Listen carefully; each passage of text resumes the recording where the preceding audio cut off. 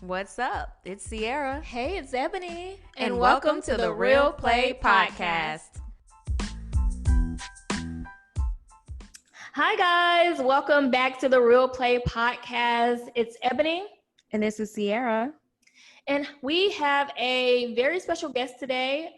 We are going to be talking about infertility. And before I let our guest speak, I do want to give some definitions really quickly. And I do want to say we decided to do this episode on infertility because I don't want to speak for you, Sierra, but I am up in age, and you start to learn a lot of things about what's happening with other people. And infertility hasn't been something that I've kind of wrestled with as an adult, but it happens a lot, and I hear a lot of stories about it.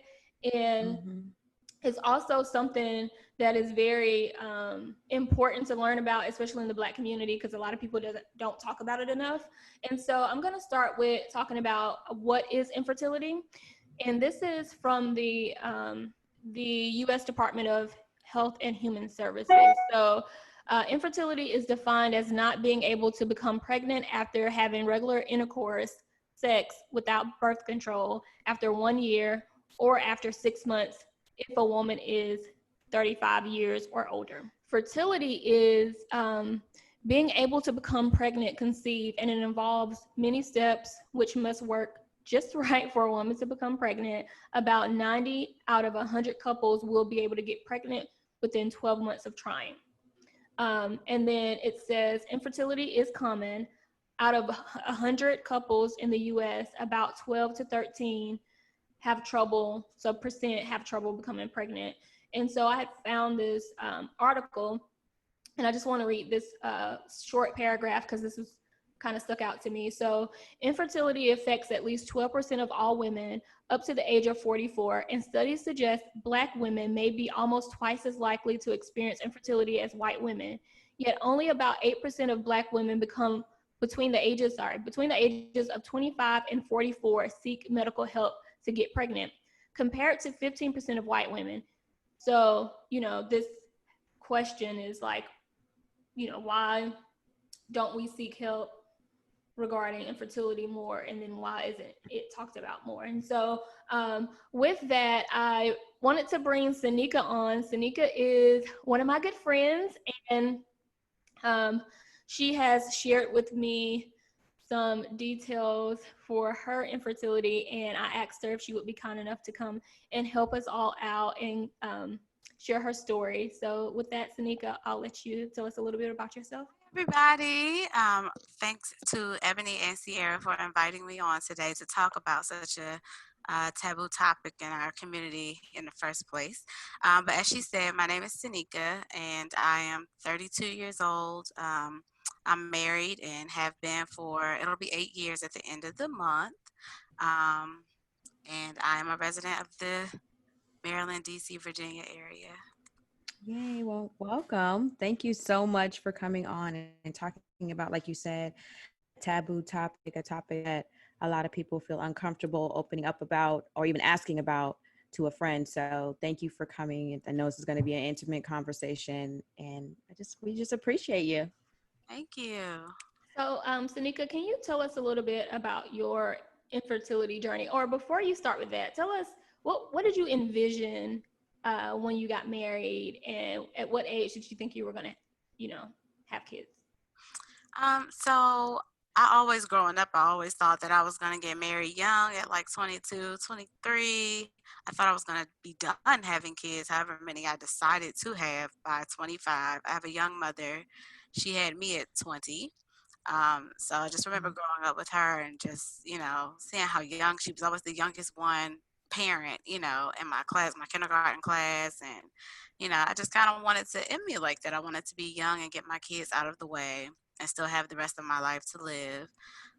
So that's what I thought initially. I got married around 22 or 23, so that was pretty on target.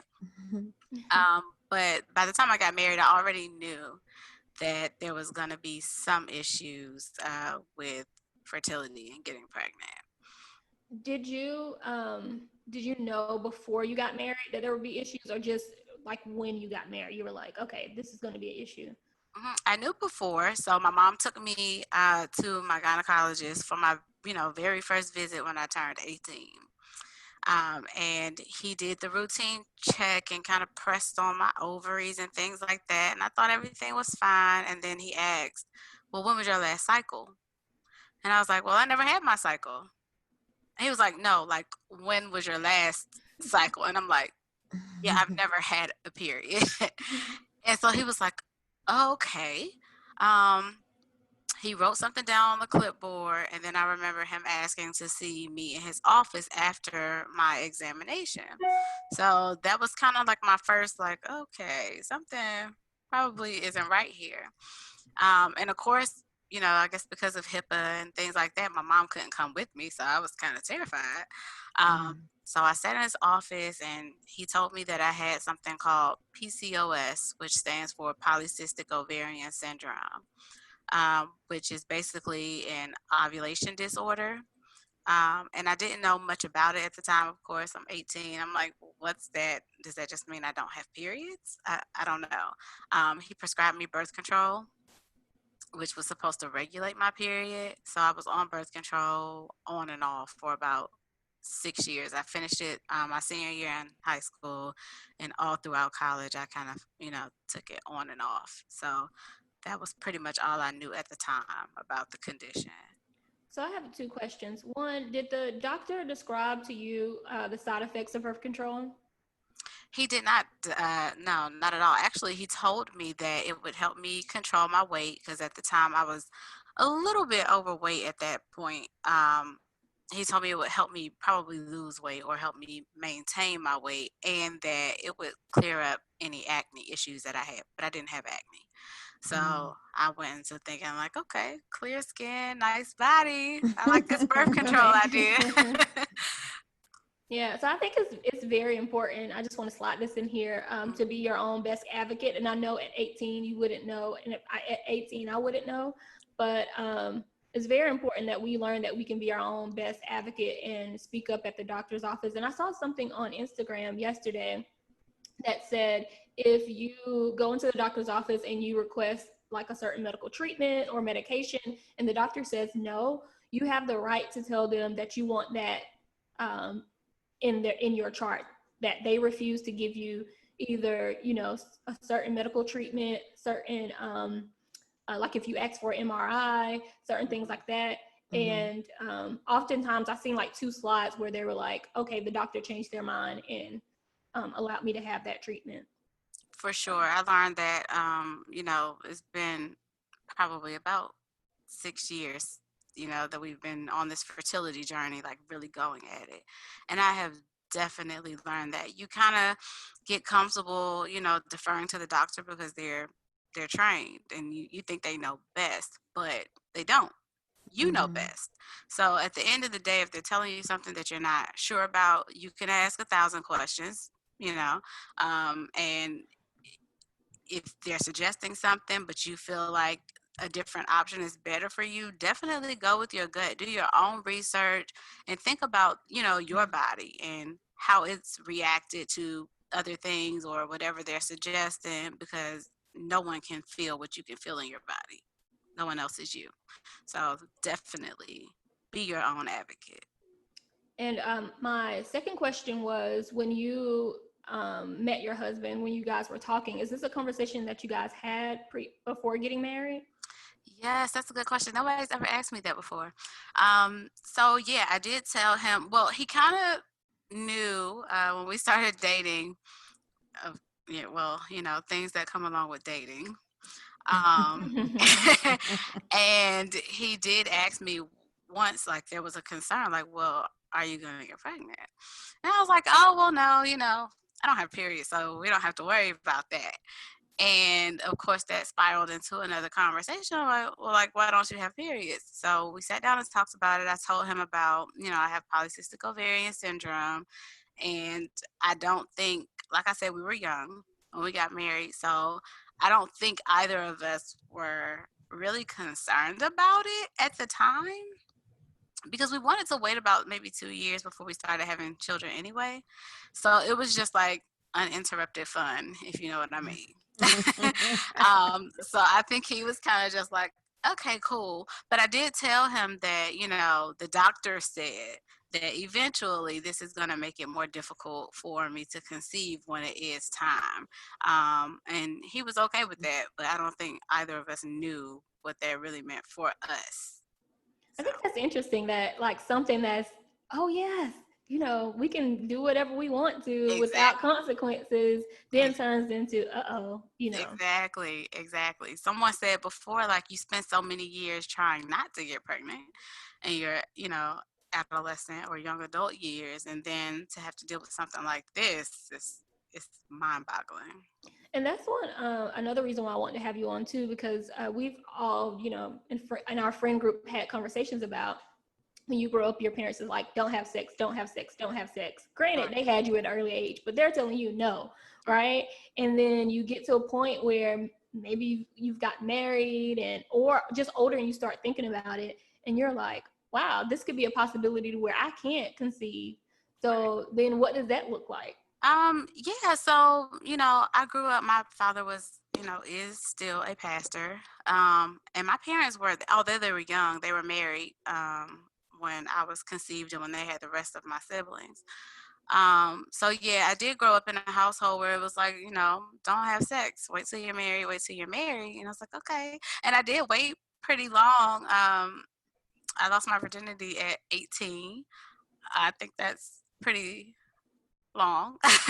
um, so yeah, and then I met my husband, and then yeah. So there was a point in time where it was like, well, maybe I should have been a little more active, which sounds crazy, but when you're going through this and you're thinking about all the opportunities that may have been missed, or if you had started earlier, it does kind of have you second guessing or questioning yourself, but at the end of the day, everything happens how it's supposed to. So I agree with that. Amen. A question I thought about when you were talking is your mom. So you said your mom went to the doctor with you.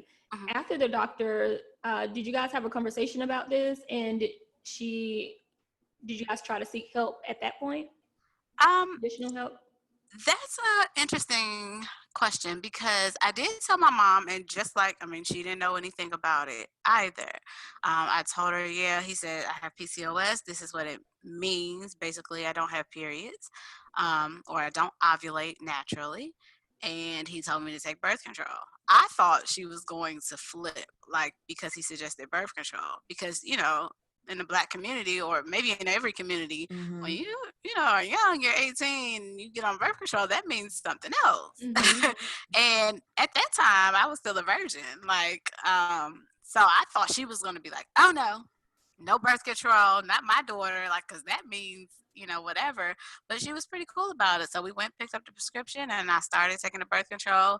We didn't really have any other conversations about it. But what's interesting is my mom thought that I had started my cycle.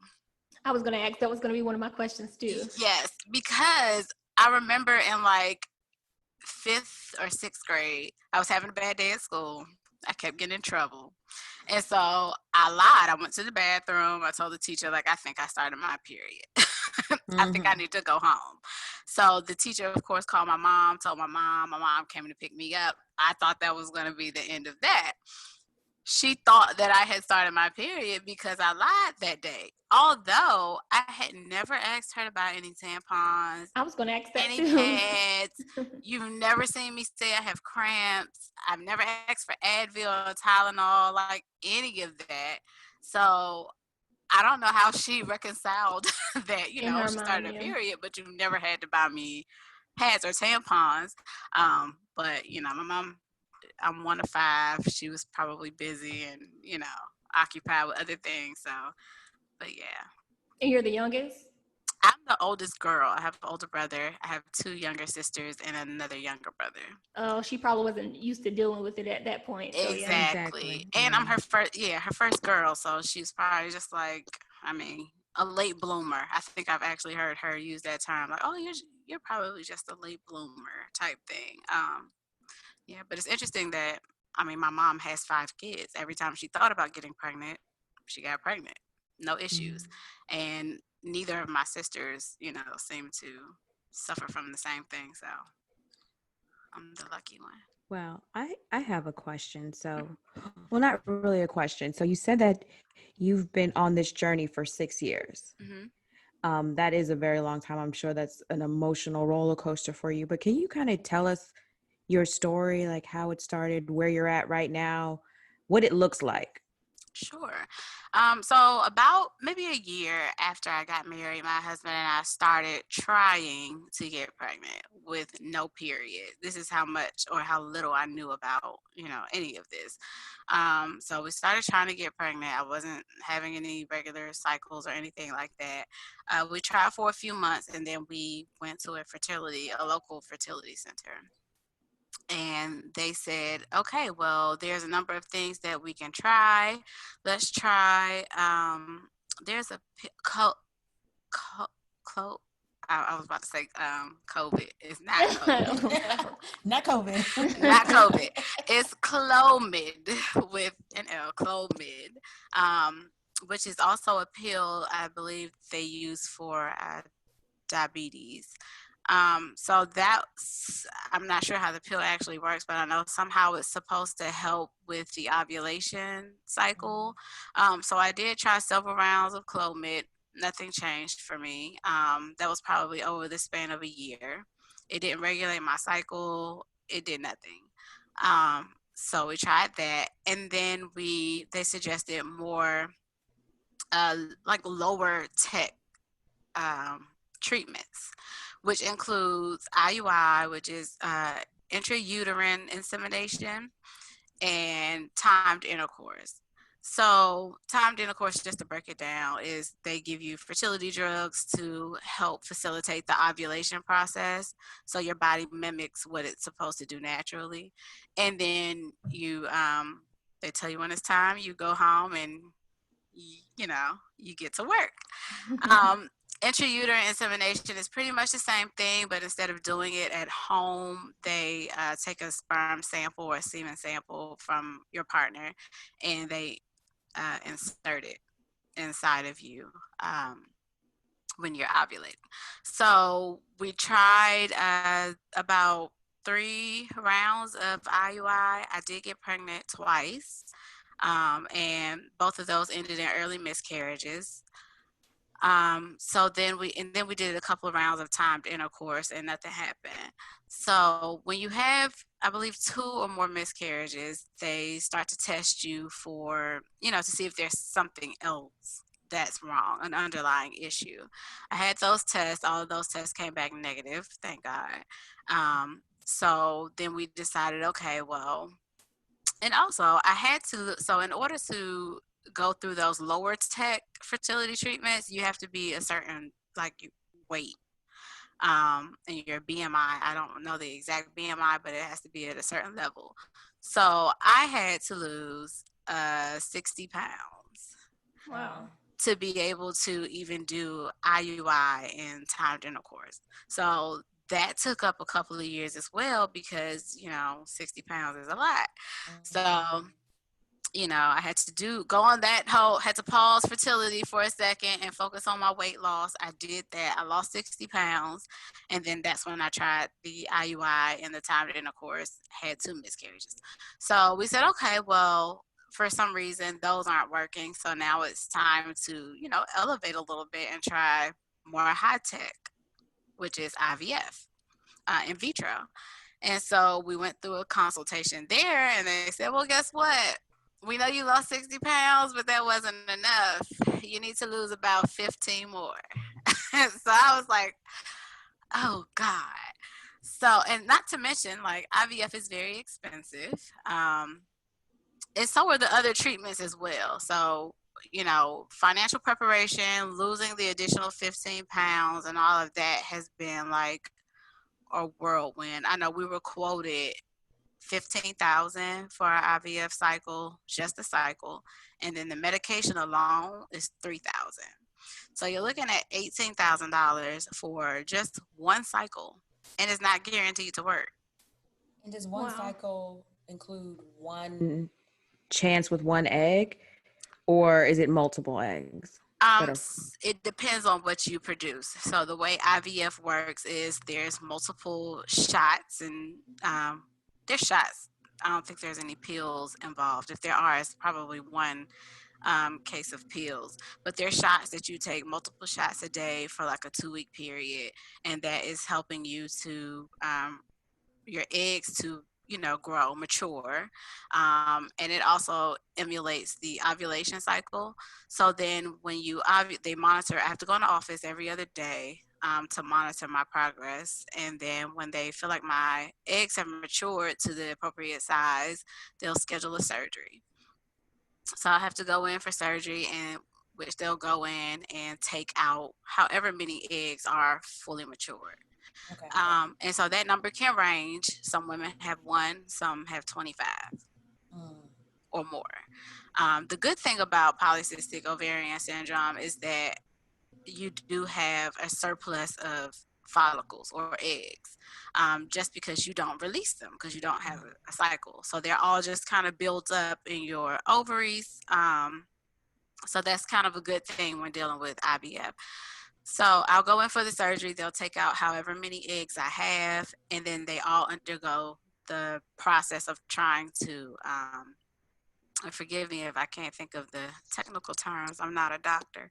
But they do kind of mesh them, I guess, with my husband's sperm or semen. And then you have to wait 3 days to see which ones make it, like towards the stages that they're looking for. So I've seen stories of women who have had 25 eggs from their egg retrieval procedure and only have one embryo that Wow. was matured to implant.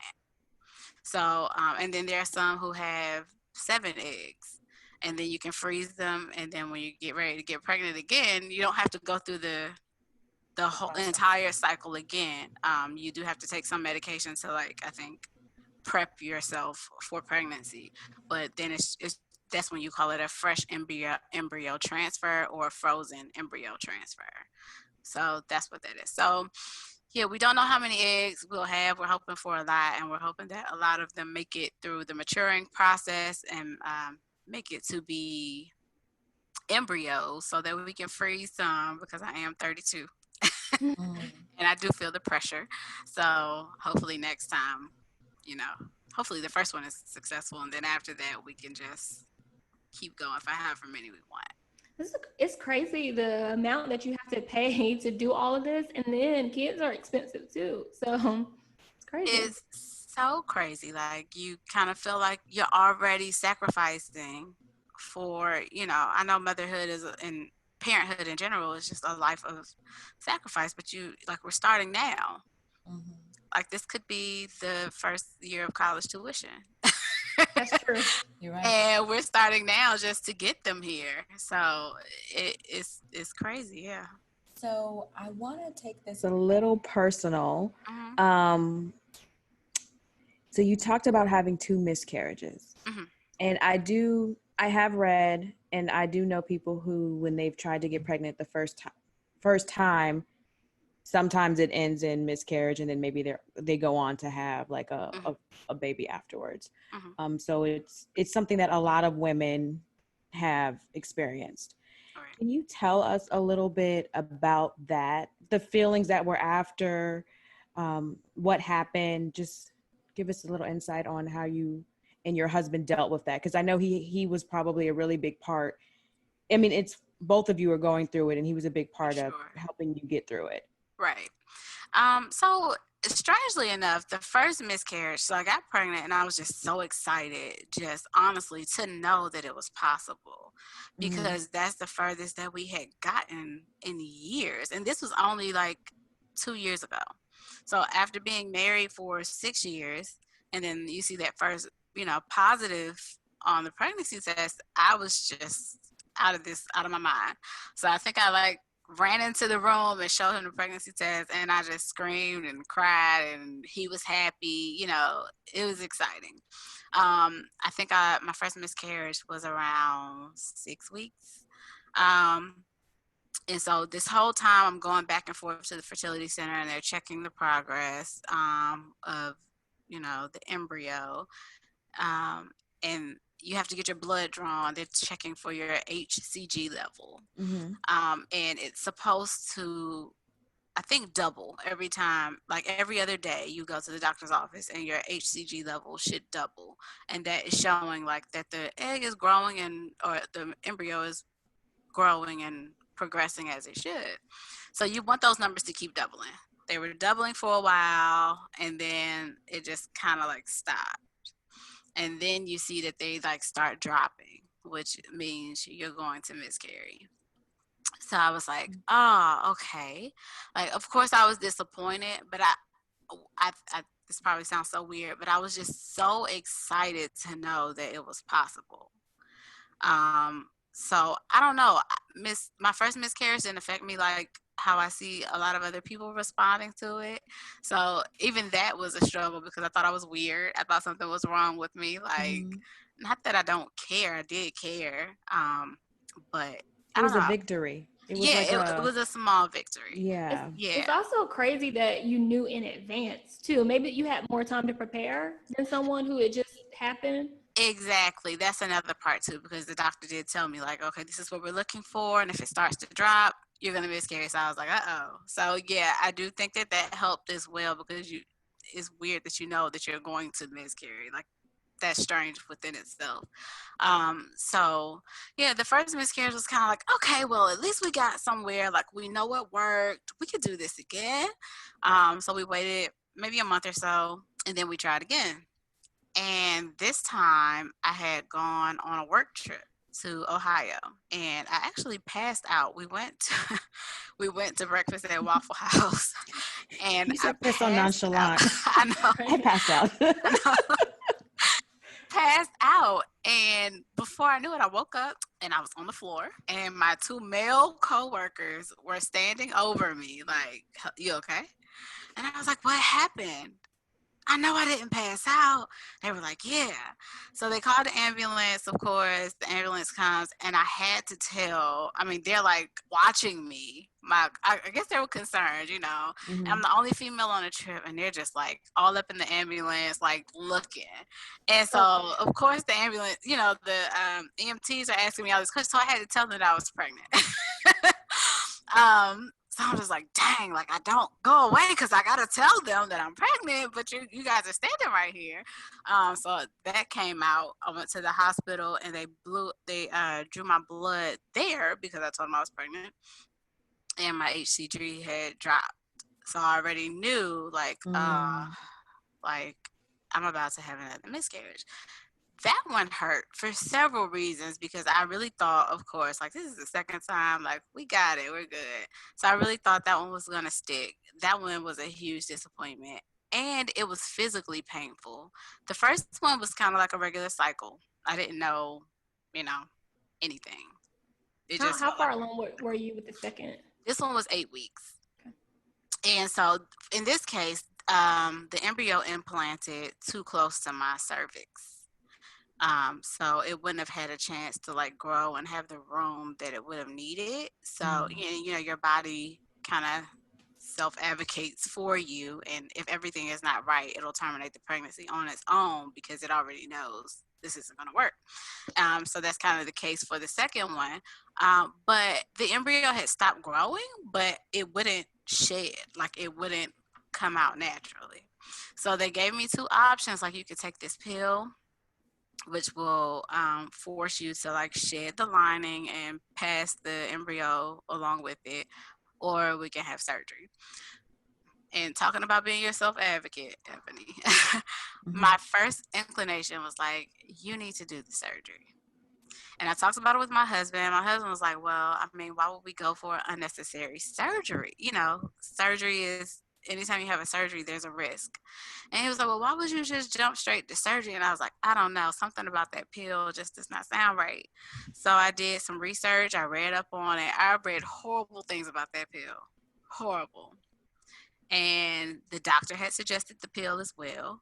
So I think finally we were trying to wait for it to pass on its own, and they gave me like a deadline. If it doesn't pass by this day, you need to let us know if you're going to do the pill or if you're going to do surgery.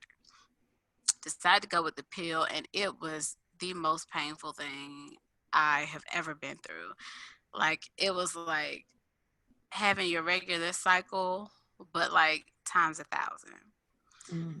It was, and I just can't even explain the pain. It was just excruciating. And like, I remember laying in the bed for days, just trying, like, taking Advil, whatever, just trying to like get it over with. And there was one point where it was just so painful. I had to like get up and, like, move. I think I was bent over on the bed, just like, and I fell to the ground and like just started crying because I couldn't take the pain anymore. And my husband and I were sitting on the bedroom floor, and he was holding me, and I'm just crying like, make it stop. So finally, everything happened as it was supposed to. It passed. But that was like low key traumatic. Like, just because of the disappointment, the emotional burden, and like the physical pain that went along with it was horrible. So I don't wish that on anybody. So what's insane, when you were talking, I just watched this movie and it's fictional, but it's called Premature on Hulu. Mm-hmm. And I don't know if you've seen it, but this she was young, 17-year-old, I think, and she got involved with this guy, and she ended up getting pregnant and not telling him. And so I guess she was thinking about keeping the baby, but then he kind of was like, we need to take a break. You need to go off to school. And so she decided to take a pill.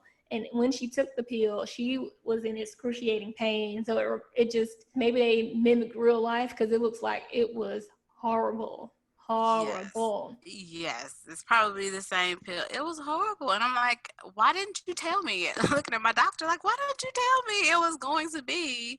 I would have said surgery, I'm sure. Thank you.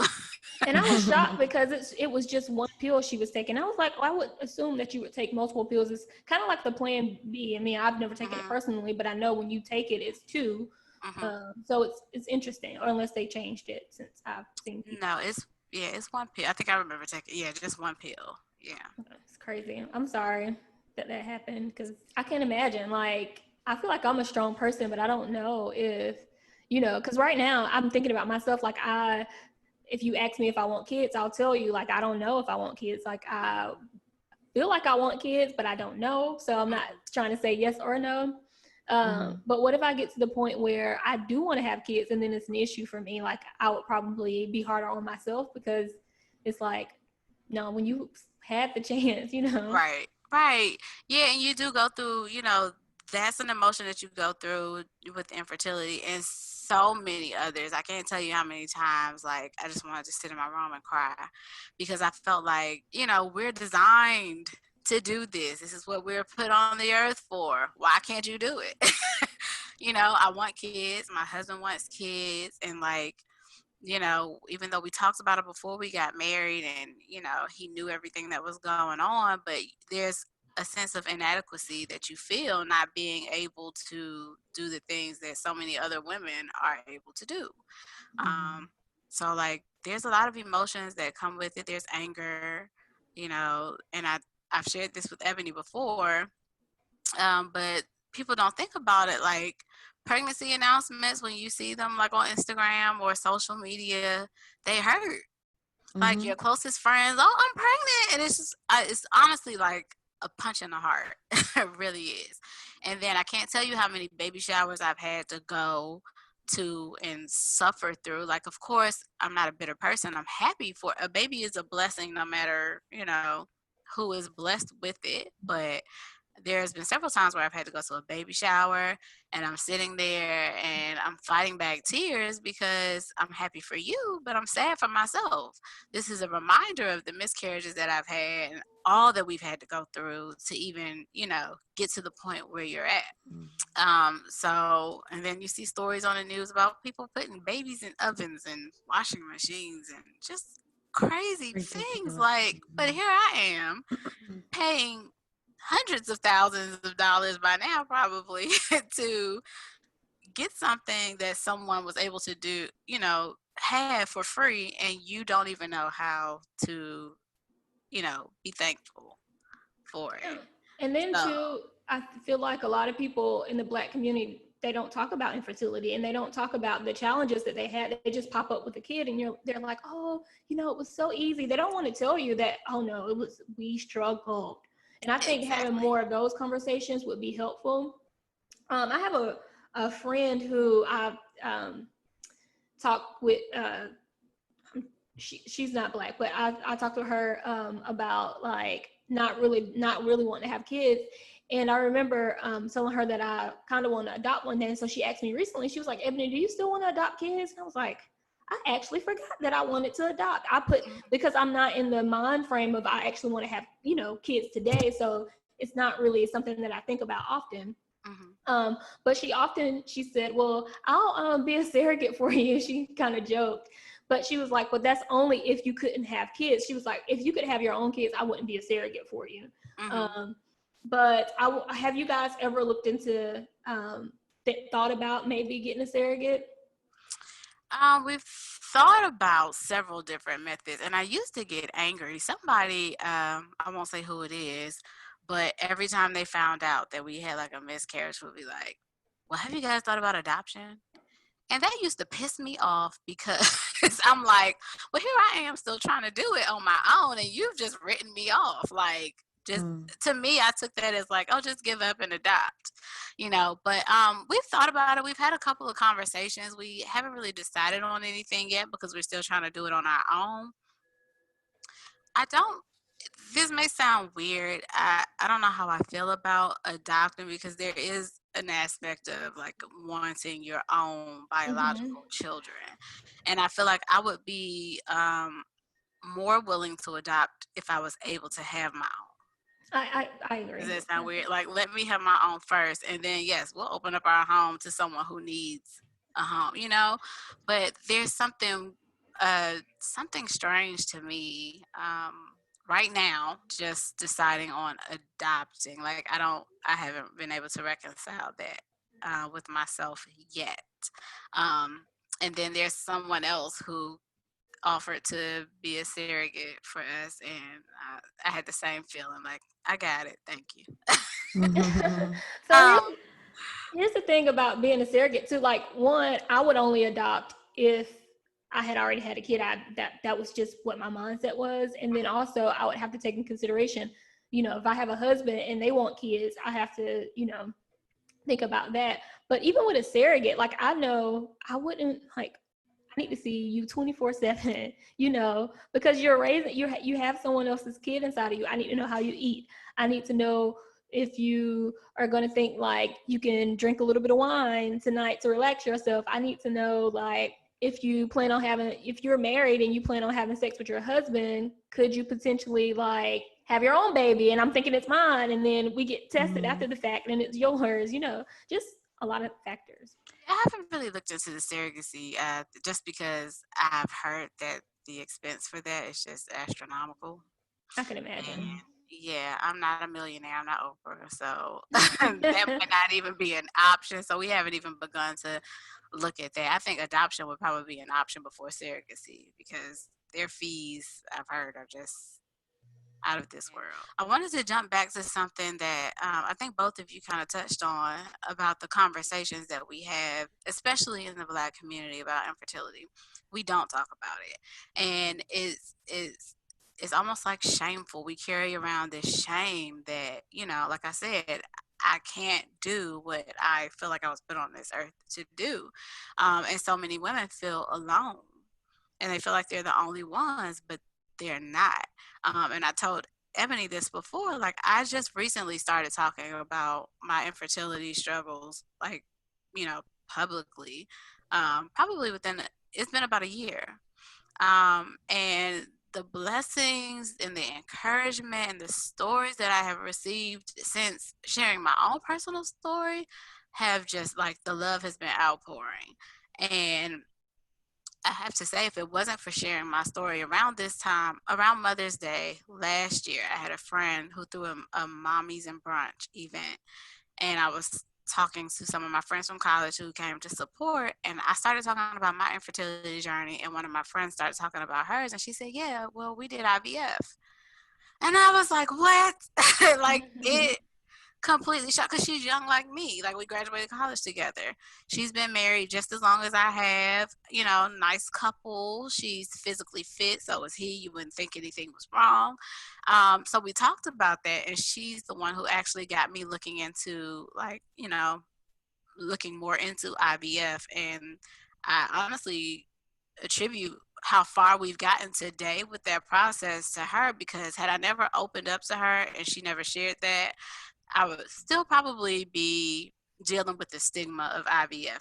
Because you guys remember, like, I don't know if you guys, you know, remember this, when we were in school, when we were younger, I know what you're gonna say. people would start saying, like, that's why you a test tube, baby. What?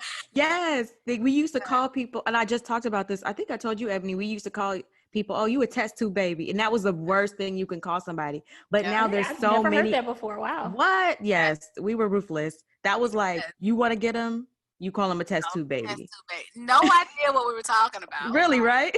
Really didn't know. But you know, that was the thing that you say back then, like, oh, you a test tube baby. And now it's like the perspective that I have looking back on that, like, God, like, that's messed up. One, because calling somebody a test tube baby is just like probably the worst thing you could say nowadays. We didn't know, we were young. Yeah. But and now look at me, about to have a test tube baby. You know what? But yeah, there's a stigma that comes with not just infertility, but the processes that come along, or the treatments that come along with having it. Infertility treatments to be able to have a baby. So that's like a mental block as well, just getting past that to be able to get pregnant and achieve your dream of parenthood. So a lot of people don't talk about it, and that's why I started to talk about it, because I knew, you know, the more I opened up and what I got back from it, so many people shared their struggles with me, and then I was able to share my struggle with someone else, and you just never know how that's going to impact someone, how it's going to help the next person, or even help yourself. And like Sierra was mentioning, a lot of more celebrities are doing surrogacy, and there's a reason for that, because they have the funds for it. But yeah, Kim K did it, and it was it was a salary. Exactly. But I do appreciate, though, you know, them coming out and being vocal about it, because it does start the conversation. And, you know, it can make an impact, because IVF used to be a lot more expensive as well. But now that it's, you know, more common, the cost, though still expensive, have decreased dramatically. So I'm hoping, you know, these conversations, even with adoption, I've heard is, you know, that process can be very expensive as well. So I'm hoping by us continuing to have these conversations with, you know, our elected officials and the healthcare systems and with our doctors, that there's some change that comes to make it more affordable for people to achieve their dreams of being parents. Definitely. And if you are, you're probably the only, and maybe one other person that I know, you know, that's gone through IVF or has mentioned to me that they've gone through IVF. So I wouldn't have even, if I was going through the same situation, probably considered it or thought about it. So I'm glad that you had that conversation with me. And also I wanted to ask you, like, what about being Christian as well? Because I know that you sometimes in the Christian community, it can, that mindset and some of the things that we hear people say can kind of prevent us from doing things based on what someone else has said. So how has that kind of affected or made you think about your decision? It's definitely weighed heavily on me, as I do consider myself to be a Christian. And I get so many comments, like you said, in the Christian community. Oh, just don't worry about it. When it happens, it'll happen. If it's supposed to happen, it'll happen. And you're thinking too hard. And when God's ready, he'll bless you with the baby. And, you know, which I know those comments are well intended. But it's a strange place to be in. And my husband and I talked about this as well, because I did think, like, well, if I'm supposed to be a mom, why am I going through all of this, you know, paying money and going through all of these different treatments to become one, when God, if he wants to make me a mom, boom, like, it'll happen. But the way I have resolved it with myself, and there may be people who disagree, and that's fine, but what we have decided is, you know, the same way, yes, he could bless us with a baby tomorrow, if he wanted to. But he also put doctors and medication and, all of these other treatments on the earth for us. So who's to say that this isn't the way, that I'm supposed to conceive and give him the glory for it, for other people to try it. So that's just what and then I think Ebony and I've talked about this before as well. Fertility treatments are not guaranteed. So if there's truly something that this is not something that he wants for us, you can have IVF every day if you want to, and it still won't happen if that is something that God has not placed, in the plan for your life. So we have just decided to just be prayerful and to go full forward, with our plan, and the rest is up to him. All of it is up to him. But there have been comments, it's tough, where the Christian community will say things, or even I went to church not too long ago, and before Big Rona, and a lady was like, "When you gonna have some kids?" Oh my gosh! Just like that, and I was like, well, she was like, "It's time, it's time." And of course, I'm just trying to maintain a smile, and I'm like, well, when God is ready for us to have kids, we'll have kids. But really, I just wanted to be like, lady, you have no idea. Like, you got a $10,000 check you can write for me right now, to cover this medication, this IVF treatment. So I don't know. The Christian community is just, it is what it is. You got some on the left, some on the right, different aspects that that you deal with on your own, trying to figure out where you fit into this piece of the puzzle, and what will God have you do, and is this natural, or is this called by God, and all of these things. But I mean, I just attribute it to, do you take Tylenol when you have a headache? Yep. Because God wanted you to have a headache, so you need to suffer through it until it's gone. If you need to have a heart surgery, God gave you that heart. You stick with that one. Like, if it gives out on you, then hey, that's his will, So we can say that about so many things other than fertility, but for some reason people tend to be more critical about it when it comes to fertility, I guess because it brings forth life. So I don't know. I can't speak for those people, but we have decided that this is the path that we are supposed to take. So that's what we're going to do. Can we talk for a second about how when people get married, the minute they get married, it's like, so when are you guys having kids?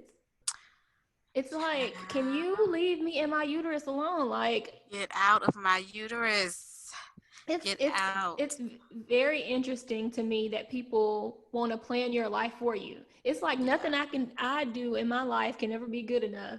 Like, I just got married and now you want me to have a kid. No. But like you said, it's never, people make comments, and I honestly believe that they're well intentioned. I think people are excited because for a lot of people, naturally, when you get married, the next step is to purchase a house or to have children. And the next day, I mean, not the next day, but I think they're trying to be positive and speak life into your union, and be excited for you. But I am honestly shocked by now in 2020 that people are still making comments like that, because there's so much going on that you just don't know how that can trigger a person. Yeah, I've been at church and other places, and people ask about kids, and I'm fighting back tears, like trying to answer you. And it's like, that's a trigger sometimes.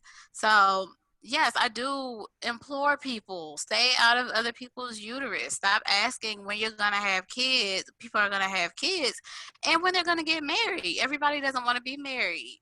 And exactly. I mean, that might be a sore spot for me. Maybe I was engaged and I had to call it off. Like, I don't know, maybe he cheated on me before we got married, and that and had a kid with somebody else. I don't know. Yeah, like, stop asking, please. I think it's like once you hit 30, they want to ask those type of questions. Like, when you're getting married, when you're having kids. So you're not doing either of those, so you're really into your career. No, that doesn't mean I'm focused on my career. That just means that right now I haven't found the right guy. He hasn't And found me, and we haven't made any babies. Like, right. let me live. And it never really stops. It never stops. So when you gonna get married? When you get Well, you married, know when your you clock gonna have ticking. kids? Mm-hmm. Yeah, you have 2 kids. You gonna have another one. You have 3 kids. Oh, you think you should stop now, don't you? Like you gonna keep going? Too many, don't you think? It's never good enough for people. So you really can't listen to them. But at the same time, y'all mind your own business when it comes to people's relationships and their children and their family status. Just mind your own business. Just smile and say, God bless you. And Right. Because you never know you never what know. they're dealing with right now and Yes, what the triggers can be. exactly. But when you were talking about the person that came up to you and was asking you all those questions and how you were like trying to fight back tears and you were just trying to, be cool about it, it almost reminded me of the microaggression conversation that we had with Dr. Anthony when he was saying, like, when people say stuff to you, Yeah. it's not always good to just let it roll off your back and not say anything. Like, sometimes you need to fire back and say, hey, well, guess what? I'm trying to have kids right now. I really would appreciate it if you don't throw it in my face right now or something like that, so that they know Not to do it not to to the come next to you person. again in that manner. So I Right. know it's not the same level of what we were talking about on the racism conversation, but as you were talking, I was like, well, what would have happened had you said that? Like, would she never say to you again? Because she probably will, if she sees you again, say it again and then hit you again with that same trigger. And you're Yeah. fighting the same battle silently. And sometimes you got to quiet them. Yeah. I've thought about that. Like, I've said to my husband once, like, one of these days, somebody comes and says something to me, I'm gonna be like, for your information, I've had 2 miscarriages and this and that and the third. I might even throw some tears in there to make them feel real bad, you know. Oh, wow. But I honestly, I don't know. Like, I probably should respond that way. I have not encountered a person yet that I don't know, I felt comfortable responding to that Mm, way. I mean, I don't know. I'm just a really nice person, and I don't want to make, even though you made me feel uncomfortable, I don't want to make you feel uncomfortable. So I just kind of mm, bear the burden in that way. Um, but if the right one comes along, I might let them have it. She was an older lady, so just out of respect, I was just kind of like, okay, like whenever God allows, but I probably should come up with like some type of response to give I'll people keep saying, keep praying for me. right. mm, But people think that's like you don't want kids. You say keep like that's an internal battle between you and your husband or something. yeah, yeah. Oh yeah, Like figure he out wants something it, I else. don't. Yeah, so I don't know. One day I'll probably just Or let it maybe you can go. say, "We're trying. Keep praying for me," or Yeah, something like that. Yeah. yeah, that's a good one. Yeah, you really just want to give it to them though, like just make them feel real Make bad. it feel real That's bad. true, but then She said, throw it in tears. I think about like the people who really, really don't know, and they, like you said, have great intentions, and they're just asking or just trying to have conversation. Like I Yeah, can imagine me, meeting you for the first time, and you're like, yeah, I'm married. I'm like, do you have any kids? yeah. And then you're like, no, Ebony, I don't have any kids, and I'm like, oh, okay, excuse me, I just Yeah, didn't I've mean. started to do that with in that scenario, people that I'm just meeting, and I can tell that you're just asking, like, I mean, you're married 8 years, do you have any kids? I'm like, no, and I will say, like, we've had a couple of miscarriages, or we've dealt with infertility, we're trying, whatever. It's the other people that are like, when you gonna have some kids? Why y'all have no kids yet? What y'all waiting on? That you just want to be like, you are too comfortable. Yeah, Mhm. and I will say, I know this is going to sound bad when I said 32 is relatively young too. So It is, but when it comes to having children at when 35, yeah. you're First of considered, all, can we talk about that? Go ahead and say it. What are we considered? well, you're not considered it yet. Not So yet, but at 35, as go of ahead and say it. October, I will be considered geriatric That is Yeah, because so I don't have any bad. children and I will be 35 in October. yeah. That is So so bad. Like, it's something, why do you have it's to call it that? it's a title that you put on, that they will put on it, but you just can't let it burden you.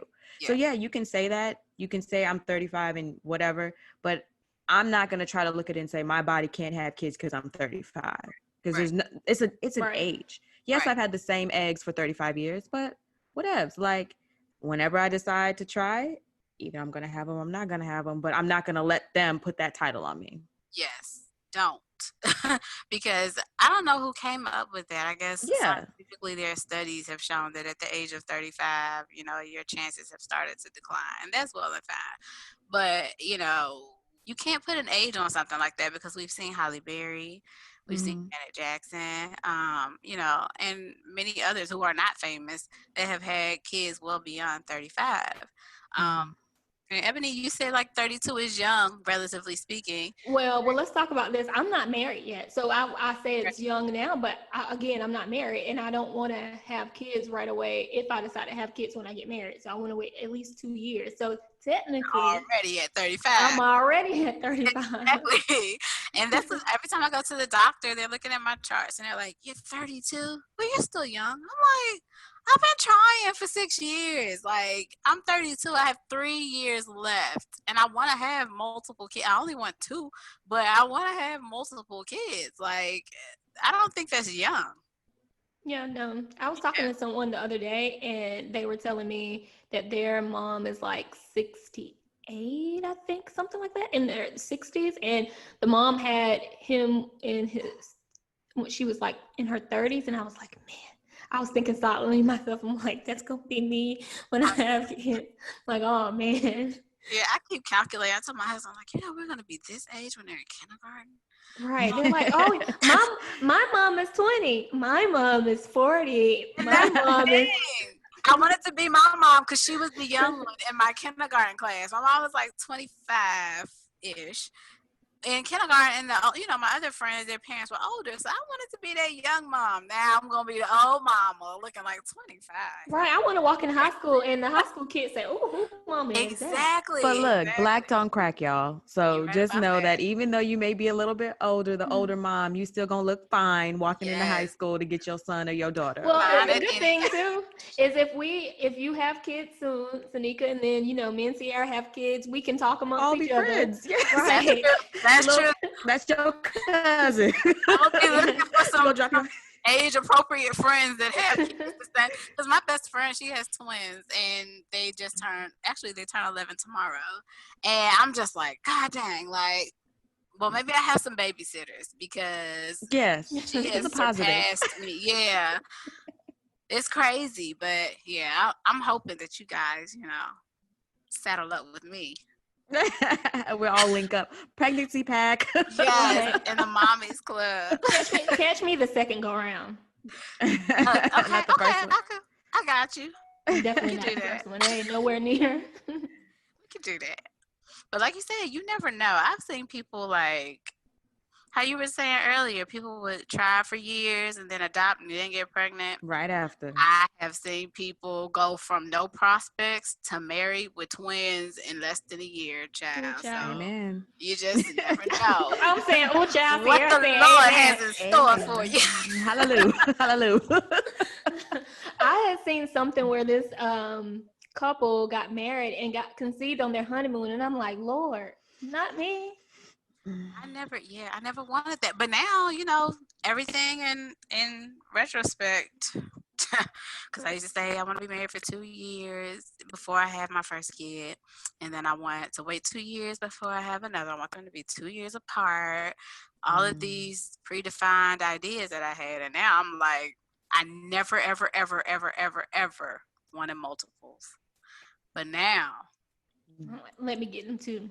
Yeah, I'm like, Lord, okay, well, maybe 2 won't be so bad. I can just do 2 and be done. Like, it'll be hard for the first time having kids, 2 at the same time. But I'm trying to figure out how I'm going to get these out the way by, that magical age 35 or whatever.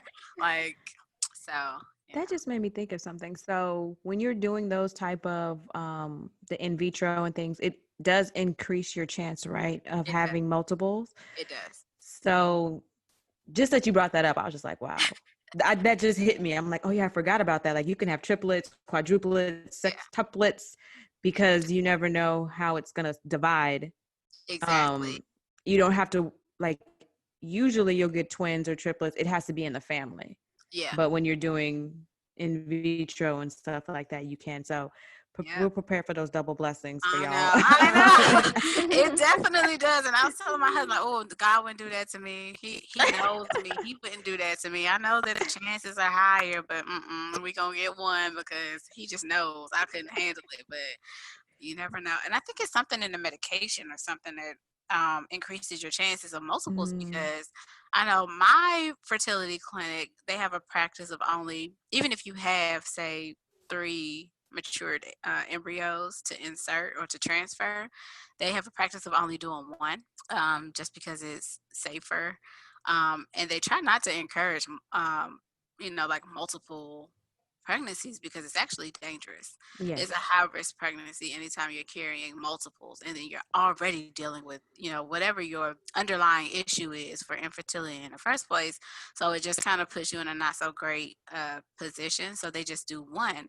But and I'm sure that's the practice for a lot of others, even if it's not my specific fertility company, but just the number of pregnancies that result in multiples from just 1 egg, like they be out here splitting. Yeah, just splitting. Yeah, just splitting, and like that's crazy to me. So yeah, the chances are actually higher. I've prayed that doesn't happen to me, but if I'm gonna pray. I'm gonna pray. says I'm gonna pray no, for you gonna pray for them. Mhm. Everybody says that, like, oh, Seneca, like, I mean, people who don't even know about like the fertility stuff will be like, I can see you having twins. You gonna have multiples. And I'm like, I rebuke that. You didn't. I didn't hear that. Don't put that on me. Don't block your blessings. Right. Your multiple blessings. Just like, Ebony, you know me. Do I look like a twin mom to you? Yes. Oh my God, no. I can see you having a boy and a girl. She said no.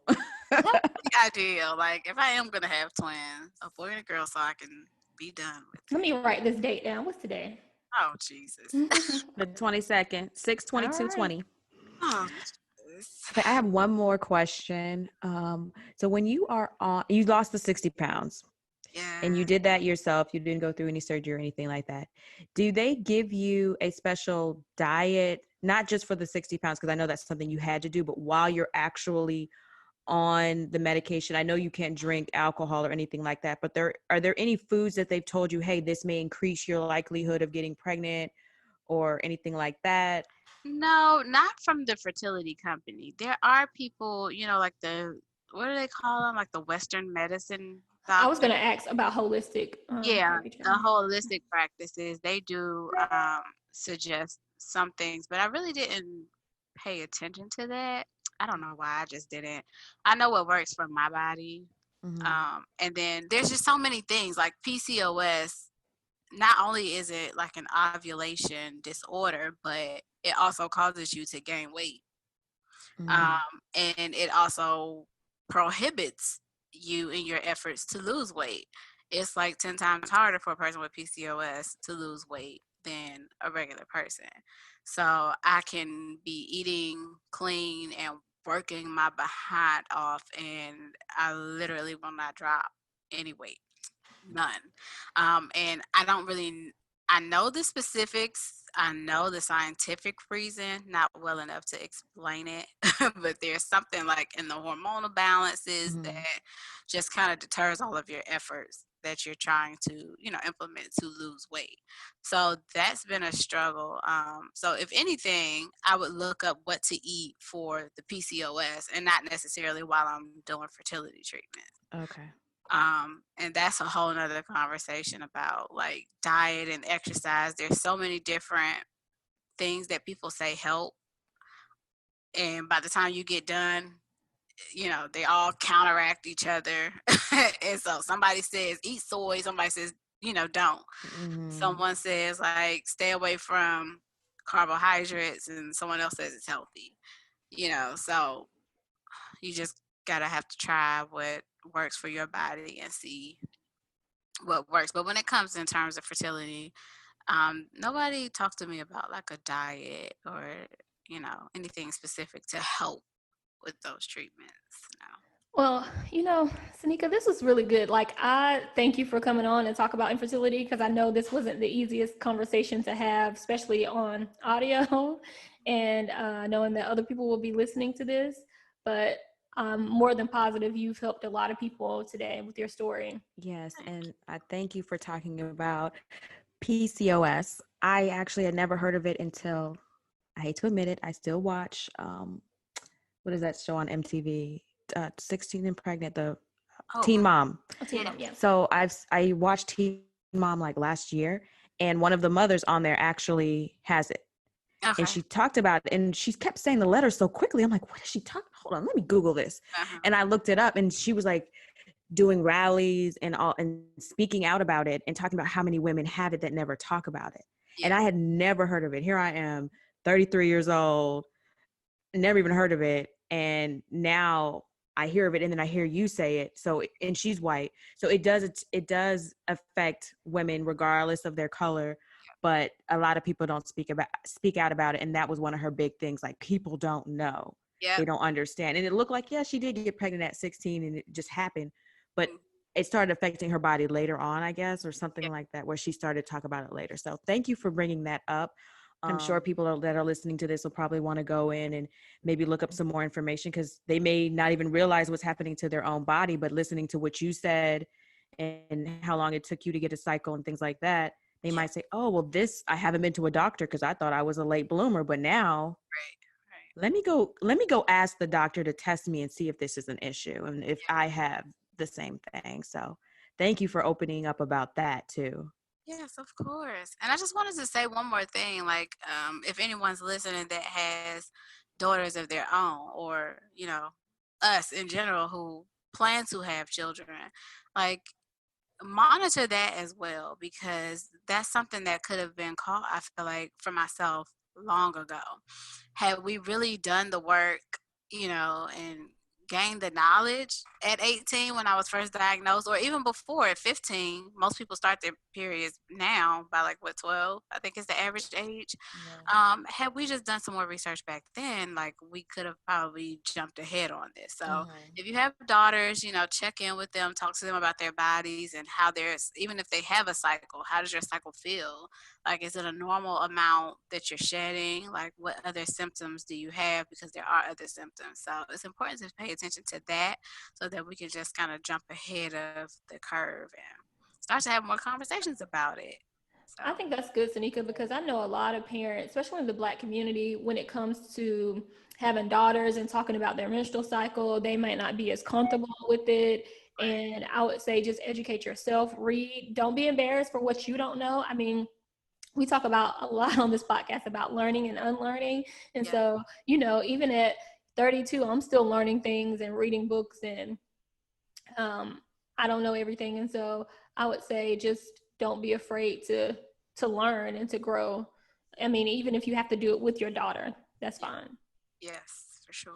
So yeah, this was a great episode. Again, we Ebony and I, and the listeners of the Real Play podcast, Thank you for having this intimate, transparent conversation with us on a topic that does not get talked about. But yeah, we just thank you. And before we leave, I know you're most likely on social media. So here's the time for the little plug. If if anybody wanted to reach out to you, maybe they had questions or wanted to just discuss the topic with you and maybe their own journey, how could they contact you? For sure. Well, I am on Instagram at Seneca. It's SEAUXNECA.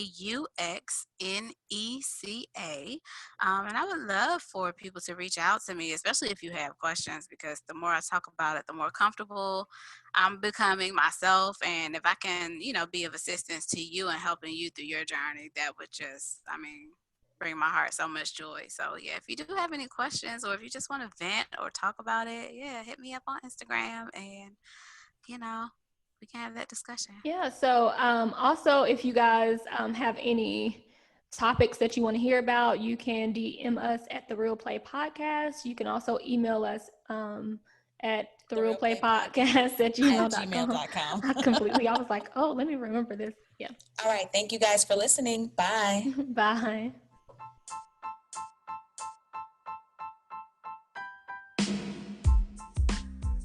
Thank you for listening. Don't forget to subscribe and follow us on all social media platforms at The Real Play Podcast. We would love to hear from you, so leave us a comment, DM, or voice note. And don't forget to come hang out with us on our next episode.